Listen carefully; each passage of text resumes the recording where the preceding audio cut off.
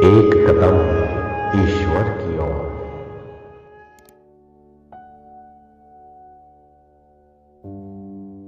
निर्वाण प्रकरण 216वां सर्ग।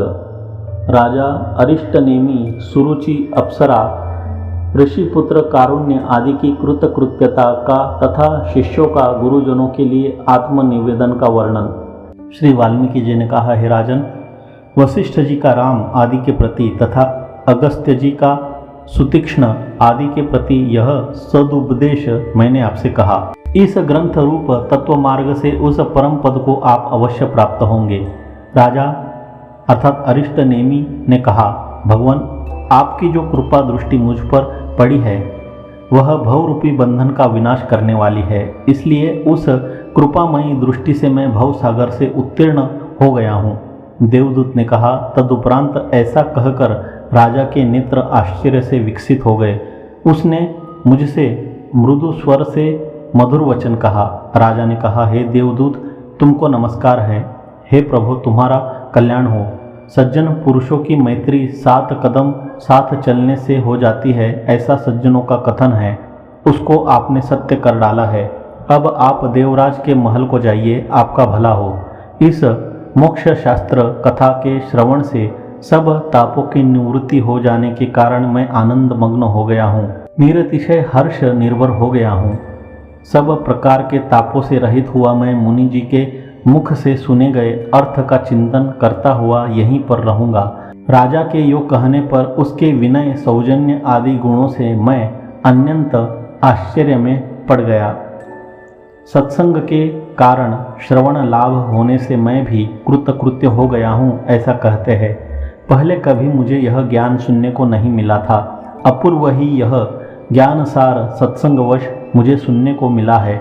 इसी से मेरा अंतकरण अत्यंत प्रसन्न हो गया है। मैं इस समय जिसने अमृत छक कर पिया हो उस पुरुष के समान परितृप्त हो गया हूँ। हे पाप रहित, तदुपरांत वाल्मीकि जी से आज्ञा लेकर मैं तुम्हारे निकट तुम्हें उपदेश देने के लिए आया हूँ। तुमने जो मुझसे पूछा था वह सब मैं तुमसे कह चुका हूँ। अब मुझे आज्ञा दो, देवराज इंद्र के महल की ओर मैं जाऊँगा। अप्सरा ने कहा, हे महाभाग्यशाली देवदूत, तुमको नमस्कार है। तुम्हारे द्वारा सुनाए गए इस अध्यात्म शास्त्र से मैं परम सुख विश्रांति को प्राप्त हो गई हूँ।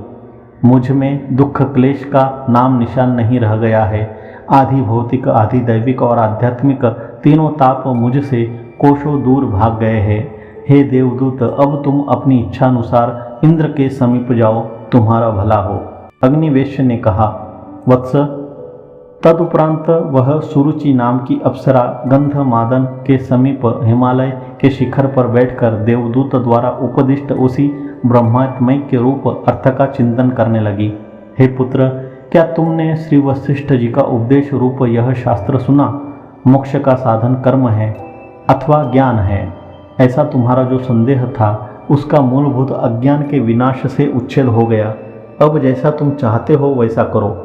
कारुण्य ने कहा, भगवान, इस समय तत्वज्ञान होने से अतीत, अनागत और असन्निकृष्ट अर्थात दूरवर्ती विषयों में मेरी स्मृति, वाणी, व्यवहार तथा वर्तमान विषय में प्रत्यक्ष वैसे ही निर्विषय हो गए हैं जैसे कि स्वप्न में प्रतीत वंध्या पुत्र के विषय में निर्विषय होते हैं। जैसे निर्जल मरुभूमि में मरीचिका की स्थिति होती है, वैसे ही मेरी सारी सांसारिक स्थिति की गति हो गई है।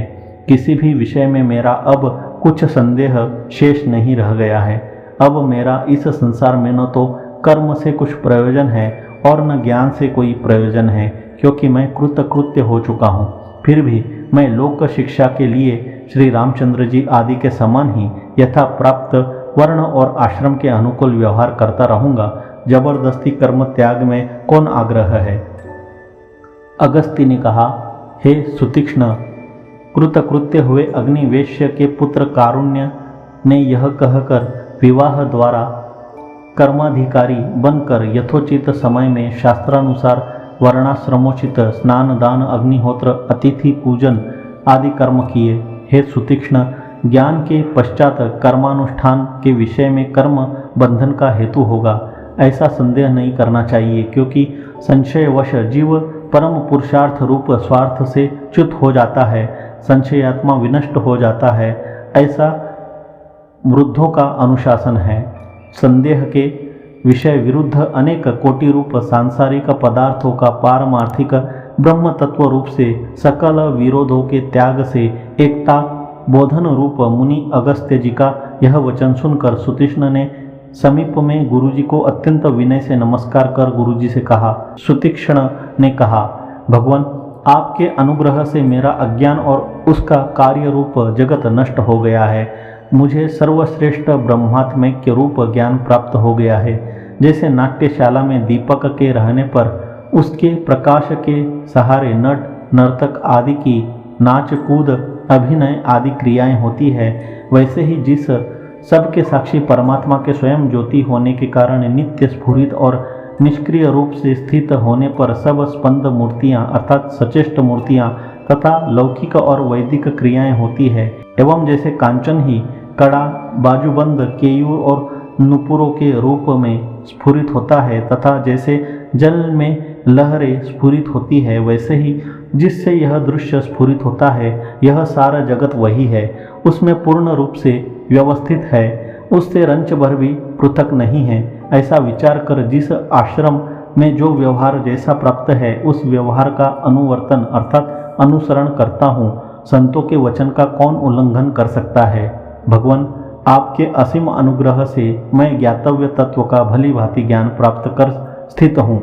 इस समय गुरु द्वारा किए गए परम पुरुषार्थ देने वाले ज्ञान के प्रदान रूप परम उपकार का जगत में प्रत्युपकार न देखकर उनके चरणों में साष्टांग नमस्कार कर अपने को आजीवन उनकी दासता के लिए समर्पित करते हैं। हे गुरुवर, मैं कृतार्थ हो गया हूँ, आपके सन्मुख भूमि में दंडवत पड़ा हूँ। शिष्य गुरु के उपकार से अर्थात ऋण से किस प्रत्युपकार द्वारा पूर्ण हो सकते हैं, अर्थात किसी से भी नहीं हो सकते। इसलिए शिष्यों को चाहिए मन वचन और कर्म से गुरु के सन्मुख आत्मसमर्पण कर दे, वही उनका गुरु के उपकार से निस्तार है। अन्य किसी भी कर्म से गुरु जी के उपकार से निस्तार नहीं हो सकता। भगवान, आपके समीप अनुग्रह से निसंदेह हो मैं भाव सागर से पार होकर पूर्णानंद रूप से संपूर्ण जगज्जाल को व्याप्त कर स्थित हूँ, इसमें कुछ भी संशय नहीं है। यह ग्रंथ सकल उपनिषदों के सारभूत अर्थ का उपबृंहण रूप है, अतः इसका मुमुक्षु पुरुषों को भी समादर करना चाहिए। यह सूचित करते हुए सर्वम खल्विदम ब्रह्म तज्जलानीति शांत उपासित अर्थात यह सारा जगत ब्रह्म से उत्पन्न होने, ब्रह्म में लीन होने और ब्रह्म में स्थित होने के कारण ब्रह्म ही है, यो शांत होकर उपासना करनी चाहिए। इस प्रकार छांदोग्योपनिषद में प्रदर्शित स्पष्ट उपाय सहित ज्ञान से ज्ञात सर्वात्मक सच्चिदानंद अद्वितीय ब्रह्म तत्व का अनुसंधान कर अंत में मंगल के लिए नमस्कार करते हैं। जो ब्रह्म साम वेद में सर्व खल्विदम ब्रह्म तज्जलान इस श्रुति द्वारा अधिकारी पुरुषों के लिए हाथ में रखे आंवले के समान प्रत्यक्ष रूप से परम तात्पर्यतया उपदिष्ट है, उस रूप से अवशिष्ट प्रत्येक चिदानंद घन परमात्मा को नमस्कार है। ज्ञानोपदेश द्वारा परम सुखदायक अद्वितीय ज्ञान मूर्ति सुख दुख आदि द्वंद्वों से रहित आकाश सदृश निर्मल तत्वमसि आदि वेदांत महावाक्यों के लक्षार्थ रूप एक निर्मल निश्चल सकलधि वृत्तियों के साक्षी भावातीत त्रिगुण रहित ब्रह्मानंद रूप श्री वशिष्ठ जी को हम नमस्कार करते हैं। 216वां सर्ग समाप्त। समाप्तो अयम ग्रंथः।